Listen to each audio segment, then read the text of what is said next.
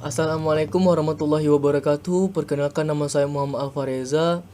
NPM saya 213210476.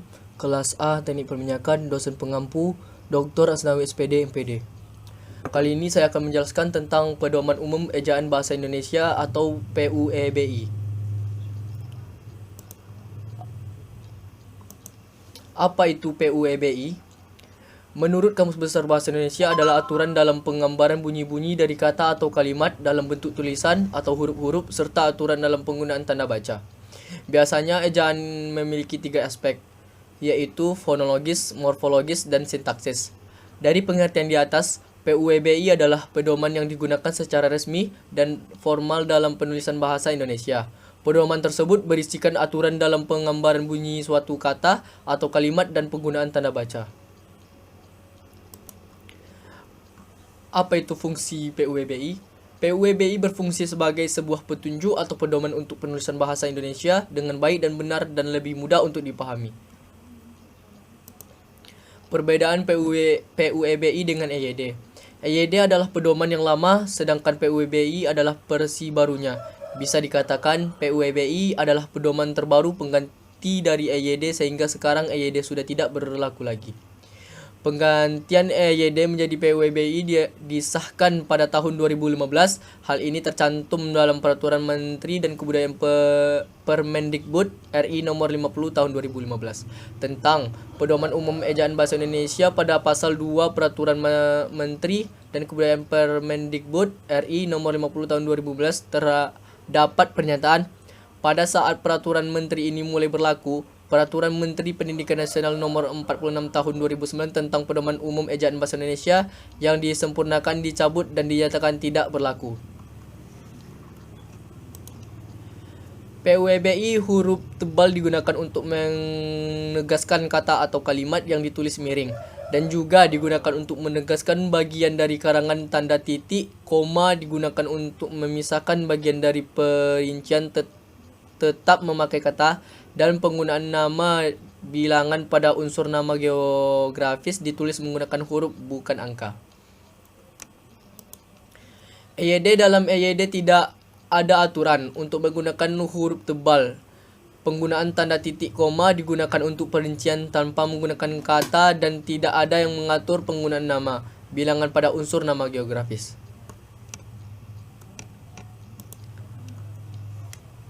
Ejaan adalah penggambaran bunyi bahasa, kata, kalimat, dan sebagainya dengan kaidah tulisan huruf yang distandarisasikan dan mempunyai makna ejaan.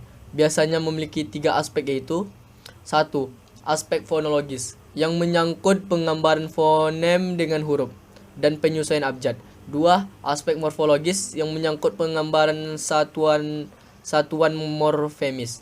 3. Aspek sintaksis yang menyangkut penandaan ujaran berupa tanda baca. Aspek morfologis yang menyangkut penggambaran suatu satuan morfemis, dan aspek sintaksis yang menyangkut penandaan ujaran tanda baca.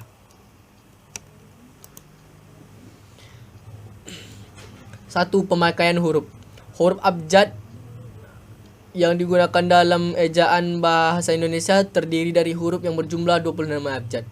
2. Huruf vokal. Huruf yang melambangkan vokal dalam bahasa Indonesia terdiri dari huruf A, E, I, O, dan U, yang pemakaiannya dapat dipakai awal api, tengah kota, akhir atau ibu dalam kata. 3. Huruf konsonan. Huruf yang melambangkan konsonan dalam bahasa Indonesia terdiri atas huruf-huruf yang terdiri dari selain huruf vokal yang terdiri dari 21 huruf. 4. Huruf diftong. Di dalam bahasa Indonesia terdapat diftong yang dilambangkan dengan A, I, A, U, dan O, I. 1. Gabungan huruf konsonan. Di dalam bahasa Indonesia terdapat 4 gabungan huruf yang melambangkan konsonan, yaitu KH, NG, NY, dan SY. Contohnya ngilu, khusus, senang, hanyut. 2. Huruf kapital. Huruf kapital dipakai sebagai huruf pertama awal kalimat. Misalnya, apa maksudnya? 3. Huruf kapital dipakai sebagai huruf pertama unsur nama orang. Seperti M. Alfahreza. Keempat, huruf kapital digunakan sebagai nama jenis. Kelima, huruf kapital dipakai saat awal kalimat tanda vertikal seperti Anda sudah makan, Bung. Keenam, huruf kapital dipakai saat nama agama, kitab suci, gelar kehormatan, keturunan atau akademik dan daerah suku seperti Islam, Sultan, Yang Mulia Wakil Presiden, suku dan Bali RA Kartini. Selanjutnya, 1. Huruf miring dipakai untuk judul buku, nama majalah, surat kabar, saya sudah membaca buku, salah asuhan karangan Abdul Muiz. 2. Huruf miring untuk menghususkan kata huruf terakhir, kata abjad adalah D. 3. Huruf miring untuk kata ungkapan seperti ungkapan Bhinneka Tunggal Ika dijadikan semboyan negara Indonesia. 4. Huruf tebal dipakai untuk menegaskan bagian tulisan yang sudah ditulis miring. Kita lanjut ke kata dasar. 1. Kata yang berupa dasar kesatuan kata turunan. 2. Imbuhan awalan sisip akhiran. Ditulis serangkai dengan kata dasarnya, contoh berjalan. 3. Jika bentuk dasar berupa gabungan kata, awalan atau akhiran, ditulis serangkai dengan kata yang langsung mengikuti atau mendahulunya. 4. Jika bentuk dasar yang berupa gabungan kata mendapat awalan dan akhiran sekaligus, unsur gabungan kata itu ditulis serangkai. 5. Jika salah satu unsur gabungan kata hanya dipakai dalam kombinasi gabungan kata itu ditulis serangkai. Bentuk ulang ditulis secara lengkap dengan menggunakan tanda hubung contoh anak-anak. Gabungan kata. 1. Gabungan kata bisa disebut kata majemuk termasuk istilah khusus unsur-unsurnya ditulis terpisah. 2. Gabungan termasuk istilah khusus yang mungkin menimbulkan kesalahan pengertian dapat ditulis dengan tanda hubungan untuk menegaskan pertalian unsur yang bersangkutan seperti ibu, bapak kami. 3. Gabungan kata berikut ditulis serangka contoh menyebarluaskan. Kata ganti ku, kau, mu, dannya. 4. Ditulis serangkai dengan kata yang mendahului atau mengikutinya, contohnya rumah itu telah kujual. Kata depan di, ke, dan dari apabila menunjuk ke kata tempat ditulis terpisah dari kata yang mengikutinya. Partikel. 1. Partikel lah, kah, dan tah ditulis serangkai dengan kata yang partikel pun ditulis terpisah dari kata yang mendahulinya. 3. Partikel per yang berarti muda, demi, dan tiap ditulis terpisah dari bagian kalimat yang mendahului atau mengikutinya. Tanda petik. Tanda petik unggul digunakan untuk mengapit petikan yang tersusun di dalam petikan lain. Mengapit terjemahan atau penjelasan kata atau ungkapan asing. Tanda titik. 1. Tanda titik dipakai pada akhir kalimat yang bukan pertanyaan atau seruan. 2. Tanda titik dipakai di belakang angka atau huruf dalam suatu bagian ihtisyar atau daftar. 3. Tanda titik dipakai untuk memisahkan angka, jam, menit, dan detik yang menunjukkan waktu. 4. Tanda titik dipakai untuk memisahkan angka, jam, menit, detik yang menunjukkan jangka waktu. 5. Tanda titik dipakai dalam daftar pustaka di antara nama penulis, judul, tulisan yang tidak berakhir dengan tanda tanya atau tanda seru, dan tempat terbit. 6. Tanda titik dipakai untuk memisahkan bilangan ribuan atau kelipatan yang menunjukkan jumlah. 7. Tanda titik dipakai pada penulisan singkat SPD atau MPD. Kita lanjut ke tanda koma. 1. Tanda koma dipakai di antara unsur-unsur dalam suatu perincian atau pembilangan. 2. Tanda koma dipakai untuk memisahkan kalimat setara satu dari kalimat setara berikutnya yang didahului dengan kata seperti tetapi, melainkan, sedangkan, dan kecuali. 3. Tanda koma dipakai untuk memisahkan anak kalimat dari induk kalimat jika anak kalimat itu mendahului induk kalimatnya. 4. Tanda koma dipakai di belakang kata atau ungkapan penghubung antar kalimat yang terdapat pada awal kalimat. Seperti oleh karena itu, jadi dengan demikian, sehubung dengan itu, dan meskipun begitu. 5. Tanda koma dipakai untuk memisahkan kata seru seperti oh, ya, wah, aduh, dan kasihan, atau kata-kata yang digunakan sebagai sapaan seperti bu, dik, atau mas dari kata lain yang terdapat di dalam kalimat. 6. Tanda koma dipakai untuk memisahkan petikan langsung dari bagian lain dalam kalimat. Lihat juga pemakaian tanda petik bab 3 huruf J dan K. 7. Tanda koma tidak dipakai untuk memisahkan ketikan langsung dari bagian lain yang mengiringinya dalam kalimat jika petikan langsung itu berakhir dengan tanda tanya atau tanda seru. Tanda titik koma. 1. Tanda titik koma dipakai sebagai pengganti kata yang berhubung untuk memisahkan kalimat yang setara di dalam kalimat majemuk serta setara. 2. Tanda titik koma digunakan untuk mengakhiri pernyataan perincian dalam kalimat yang berupa frasa atau kelompok kata. Dalam hubungan itu sebelum perincian terakhir tidak perlu digunakan kata dan contoh ibu membeli buku pensil dan tinta, kaos kaki, celana, baju. Tanda titik 2. Yang pertama, tanda titik 2 dipakai pada akhir suatu pernyataan lengkap yang diikuti rangkaian atau pemberian. 2. Tanda titik 2 dipakai sesudah kata atau ungkapan yang memerlukan pemberian. 3. Tanda titik 2 dapat dipakai dalam naskah drama sesudah kata yang menunjukkan pelaku dalam percakapan. 4. Tanda titik 2 dipakai di antara A jilid atau nomor dan halaman, B bab dan ayat dalam kitab suci, C judul dan anak judul suatu karangan serta nama kota dan penerbit buku acuan dalam karangan. Kita lanjut ke tanda hubung. 1.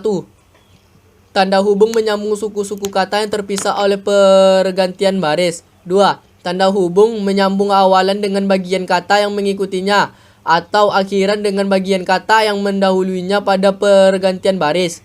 3. Tanda hubung digunakan untuk menyambung unsur-unsur kata ulang.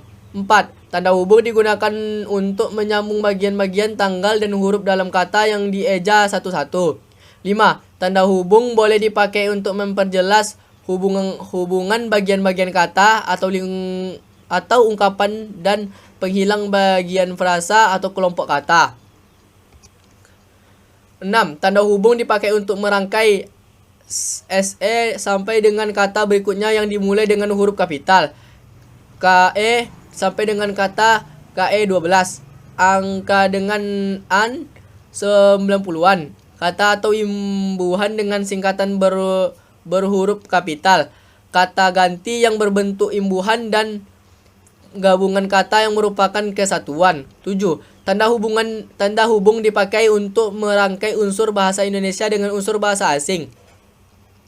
Kita lanjut ke tanda pisah. Yang pertama, tanda pisah dipakai untuk membatasi penyisipan atau kalimat yang memberi penjelasan di luar bangun utama kalimat. 2. Tanda pisah dipakai untuk menegaskan adanya keterangan aposisi atau keterangan yang lain sehingga kalimat menjadi lebih jelas. 3. Tanda pisah dipakai di antara dua bilangan, tanggal, atau tempat dengan arti sampai dengan atau sampai ke. Kita lanjut ke tanda tanya. Yang pertama, tanda tanya dipakai pada akhir kalimat tanya. 2. Tanda tanya dipakai di dalam tanda kurung untuk menyatakan bagian kalimat yang disangsikan atau yang kurang dapat dibuktikan kebenarannya.